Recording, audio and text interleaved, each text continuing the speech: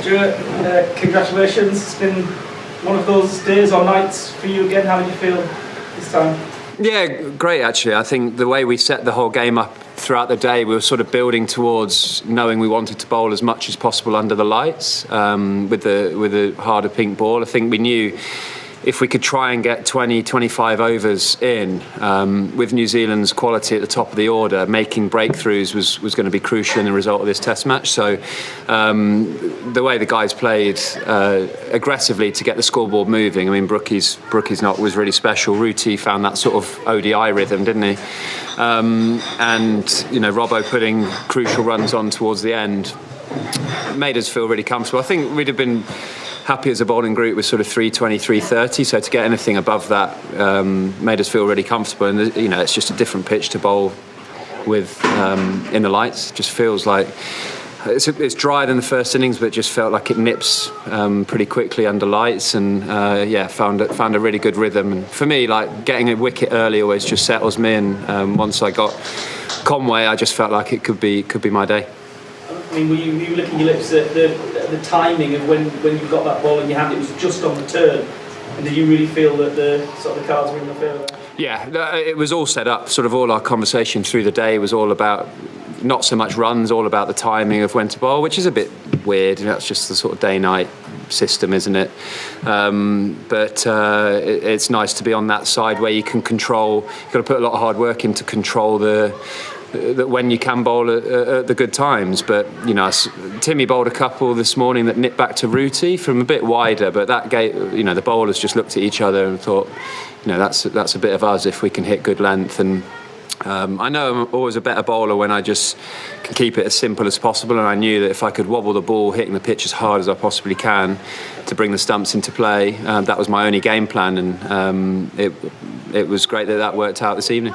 It must be an amazing feeling though, 4 clean balls. I don't know how many times you... Nah, can't think that I've done that before. So yeah, it was great. And, you know, anytime you get Kane, I've played against him since when, 2009 or something, and I've seen him score a lot of runs against us. So to get him early was a great feeling. And you know, I've not played since September, so it's nice to feel like I've contributed in some way to a good day, and hopefully we can, you know, have a good first hour tomorrow and get moving.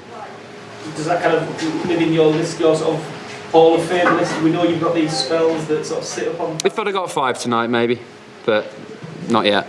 Always room for improvement. Always room for improvement. I was going to say, are those kind of similar feelings to Trent Bridge and Joe, for example, that they just come from? Yeah, you go into a rhythm of like not overcomplicating, not thinking too much. You're not trying to swing one away, swing one in, you know, change your length. I was just so simple in what I was trying to do. I was almost taking the batter out of the equation. I was looking to bowl the same ball whoever I was bowling against, and that differs sometimes with different pitches, and if it's swinging and things, you really adapt to exactly who you're bowling at. Whereas today I sort of ignored who was at the other end and just thought if I hit the pitch as hard as possible at a length that I can't get driven but still can hit the stumps, then I was going to be in the game. And we've been lucky with the conditions in this game so far, but New Zealand won the toss, didn't they? So not that lucky, but yeah, we've played good cricket to be able to bowl at the right times. Ish, go ahead. You know, you mentioned there about Trent Bridge, Joe Logan getting into that rhythm. Did you recognise it was one of those early on, or was it kind of like, you know, in baseball, pitchers throwing a perfect game and no one mentions it? Actually, I said when Latham nicked it to second slip, and it went down, I said to Jimmy, do you know what, if that had been taken, I felt like it could have been my day. And then fortunately, like 2 or 3 balls later, one nipped back. So I felt in a rhythm that I thought this pitch is suiting me right now. And it might be very different come 2 o'clock tomorrow. We've seen the pitches played differently at different times of the day.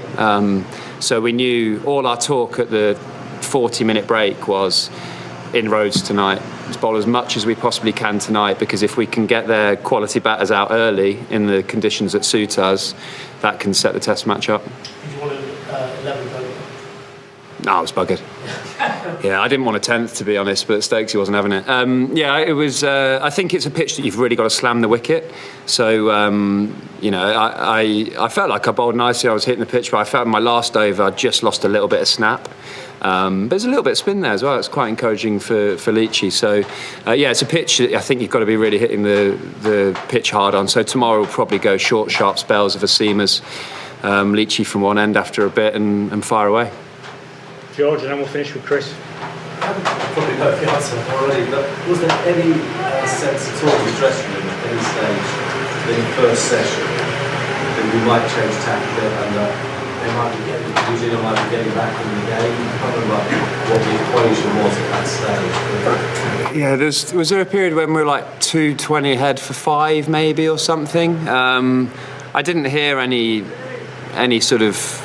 Honestly, I think since June I can't remember having heard a negative word in the change room. It's quite phenomenal to watch up close of how like Baz and Stokesy go about their business. It's all very much like positive and looking forward to the next step. It almost just felt inevitable that we were setting the game up to bowl at the right time. There was never a question of, if this happens, do we need to change in any style? And Folkesy wasn't sent out before Stokesy in any tactical way. Stokesy just needed the toilet, and it happened in that little break that as soon as he sat down, the wicket fell.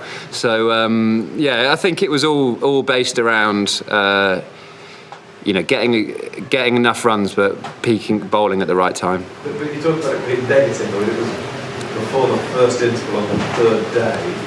You're looking at declaring in the third innings. I mean, this is incredible stuff. Declaring the first day. That as well. So that was basically, we decided at the break, as soon as Brookie gets out, we're going to try and slog and bowl, and it's just a different sort of mindset, isn't it? But it's all just, we just felt like we could make inroads under the lights. We didn't want to take the new ball, drag the game out and take the new ball in the afternoon. We thought sacrifice 40 runs and try and make inroads with the newie. It's unrecognisable though since the start of your career, isn't it? I'm completely unrecognisable. Yeah, I just said to Danny, it's a bit a shame there's not a fly on the wall documentary on it, because it's amazing to be a part of. I'm so lucky to see it firsthand, and I can imagine it was exactly like this in the white ball resurgence with Morgs. Just Morgs and Baz just seem the same human being, and I could just imagine it being this same mentality of positive intent all the time, looking at the positive option. Every day Baz walks in, he's like, what a job this is, what a gig I've got. Everything's positive, and it's not fake, it's just really authentic. And he genuinely, hand on heart, would prefer you to get caught deep square leg than out defending. And he's managed to pick some talent in the batting lineup that are pretty good at whacking it as well. Chris, last one. How nice to have a spell like that at the start of an Ashes year. I guess hopefully it's a sign of things to come. Be nice, wouldn't it? Yeah.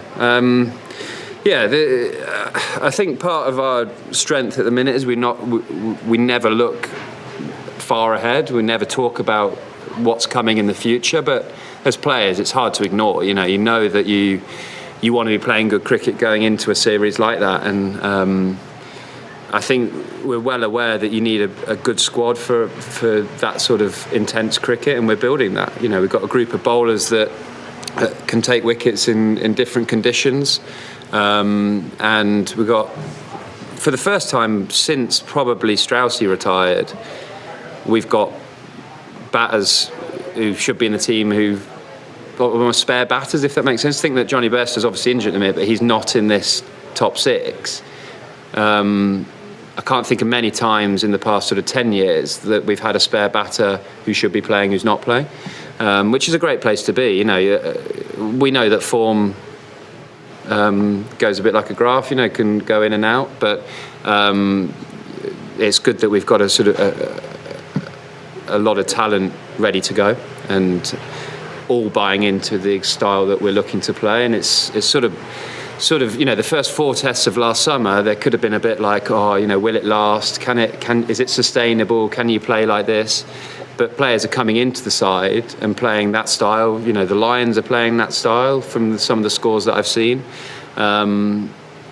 So I think, I don't know, how long do you give it to realise that it's sustainable? To me, I feel like it is, because the mentality is so strong.